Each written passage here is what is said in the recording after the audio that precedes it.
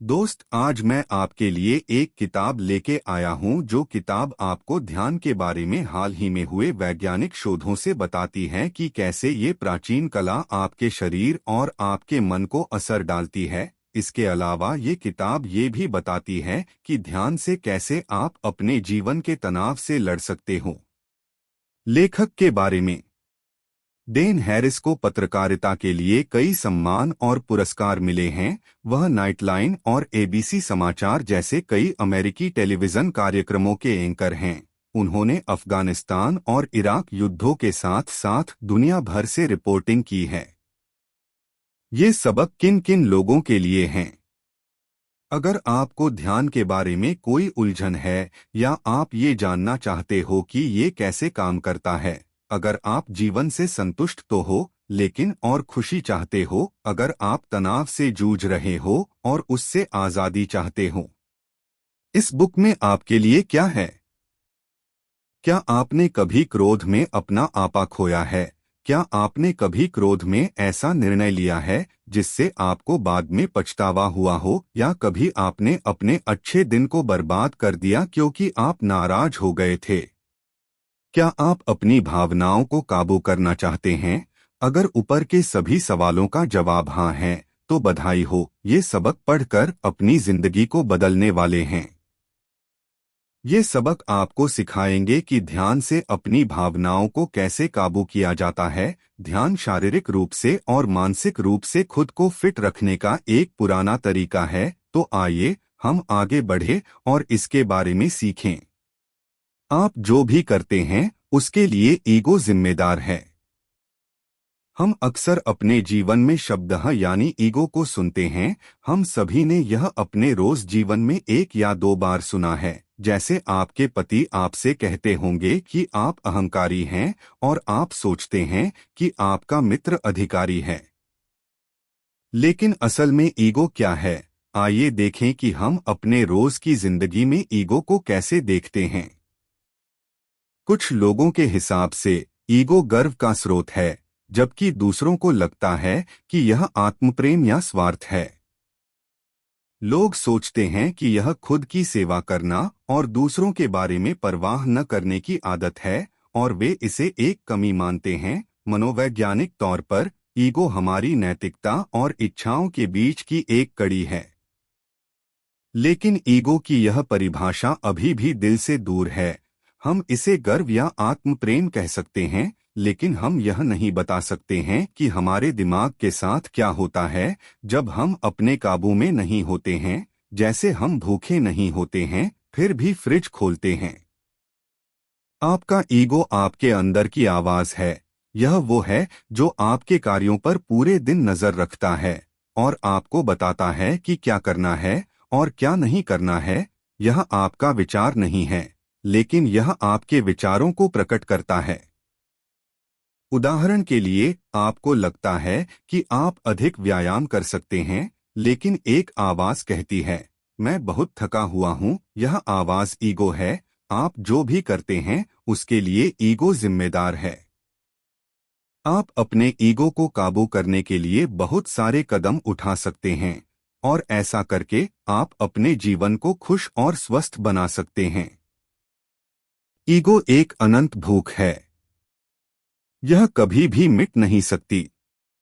आपके ईगो को हमेशा कुछ चाहिए। यह कभी भी संतुष्ट और खुश नहीं होगा। जब ईगो को हम किसी नई चीज से संतुष्ट करते हैं तो इसे फिर से एक और चीज की ख्वाहिश होने लगती है।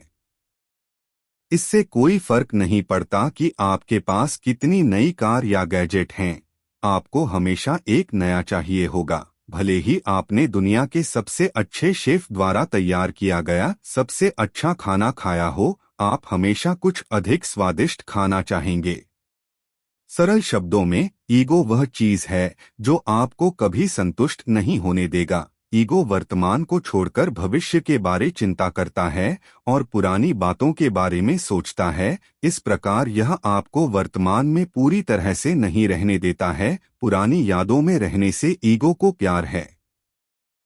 यह ऐसी चीज है जो आपके पुराने घाव को हरा कर देती है। आपका ईगो दूसरों की संपत्ति और सामाजिक स्थिति की तुलना आपके संपत्ति और सामाजिक स्थिति से करता है। भले ही आप बहुत धनी और स्मार्ट क्यों न हो, आपका ईगो आपसे ज्यादा बेहतर किसी को खोज लेगा। आपका ईगो आपको अधिक बेहतर बनने के लिए उकसाएगा, लेकिन और बेहतर होने के बाद क्या आप संतुष्ट होंगे? नहीं, ईगो पूरी तरह से खुश नहीं हो सकता। जैसा कि हम देखते हैं कि सबसे अमीर, प्रसिद्ध और भाग्यशाली लोग आत्महत्या कर लेते हैं। वे ड्रग्स के आदी हो जाते हैं और वे अपने जीवन को बर्बाद कर देते हैं। ऐसा इसलिए है क्योंकि उनका ईगो उन्हें अधिक बेहतर बनने के लिए धक्का देता रहता है। जब वे ऐसा करने में नाकाम हो जाते हैं तो वे आत्महत्या करते हैं और ड्रग्स के आदी हो जाते हैं। अगले सबकों में हम देखेंगे कि आप कैसे अपने ईगो को शांत करने और अपने जीवन को सुधारने के लिए आप मेडिटेशन यानी ध्यान का उपयोग कर सकते हैं। हम अपने ईगो को अपने और दूसरों के प्रति दयालु होकर नियंत्रित कर सकते हैं। ज्ञान हमें अपने आसपास हो रही घटनाओं का जवाब गुस्से की बजाय शांति से देने की कला को सिखाता है। ध्यान हमें हमारे दयालुता और जिम्मेदारियों को बढ़ाने में मदद करता है। इस प्रकार यह हमें वर्तमान में रहने और तनाव देने वालों को अनदेखा करने में मदद करता है। जैसे कि एक दिन एक दोस्त ने लेखक को कहा कि वह कभी सफल नहीं होंगे। उन्होंने इसका सही तरीके से जवाब दिया। वे नाराज नहीं हुए। उन्होंने अपने बॉस से पूछा कि वह अपने काम को कैसे सुधार सकते हैं। ध्यान और दयालुता हमारे दिमाग पर असर डालती है। हार्वर्ड में एक अध्ययन ने पाया गया कि जिन लोगों ने 8 हफ्तों तक ध्यान का अभ्यास किया, उनके दिमाग के कुछ हिस्सों में एक मोटी सफेद सी चीज पाई गई। दिमाग का ये भाग खुद के बारे में चेतना और दयालुता से संबंधित था।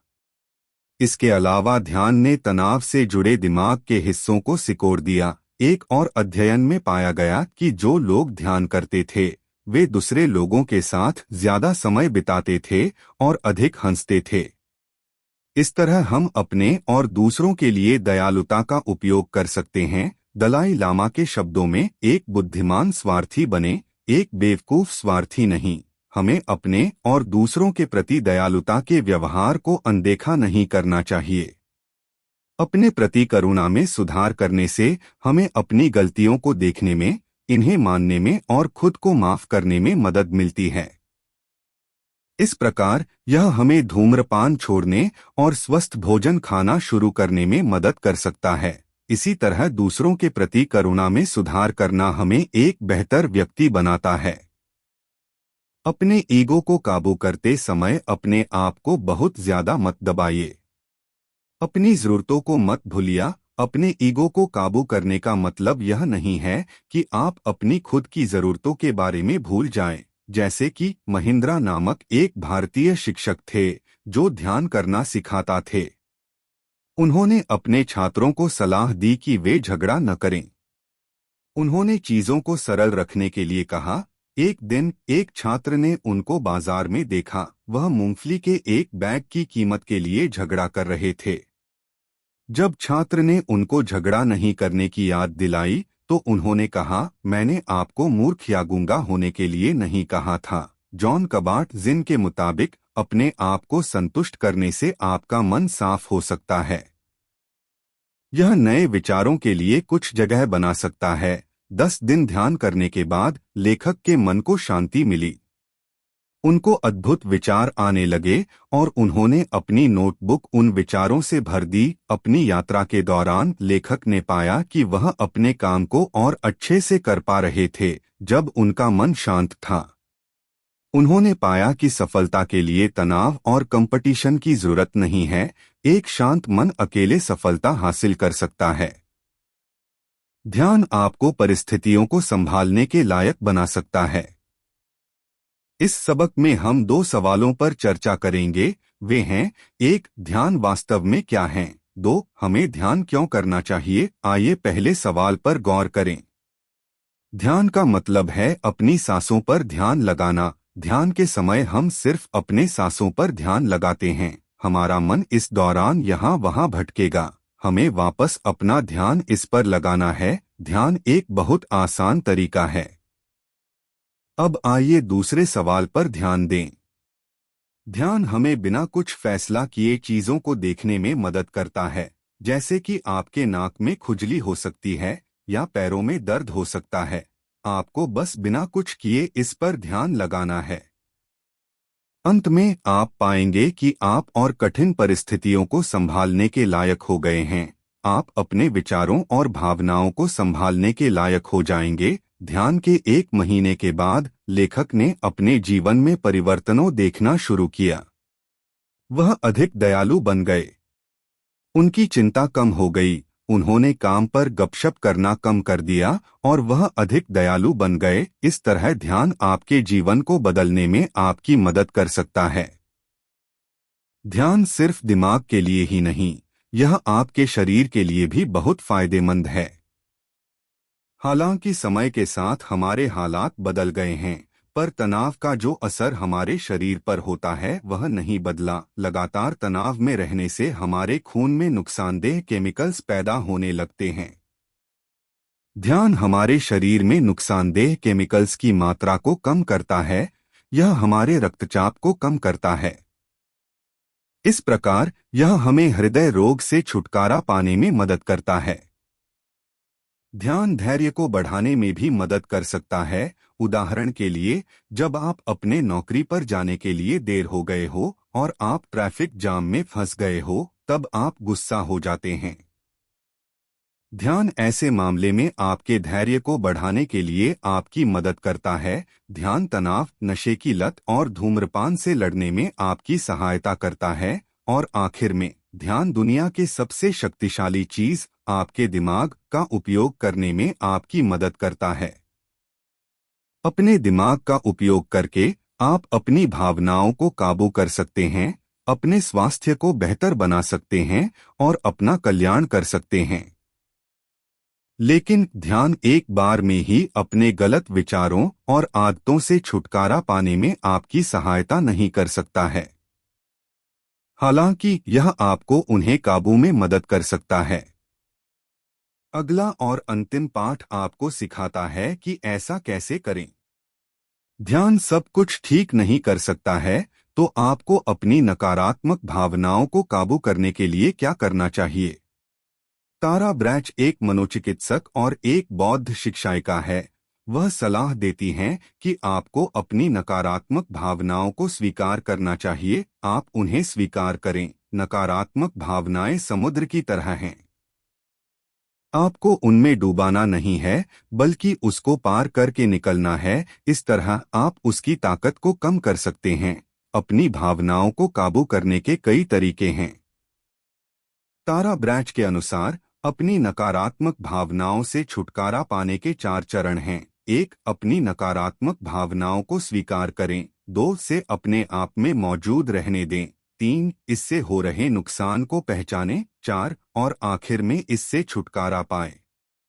लेखक ने इन कदमों का इस्तेमाल तब किया जब वे अपने प्रमोशन के बारे में चिंतित थे। सबसे पहले उन्होंने खुद को याद दिलाया कि वे चिंतित हैं।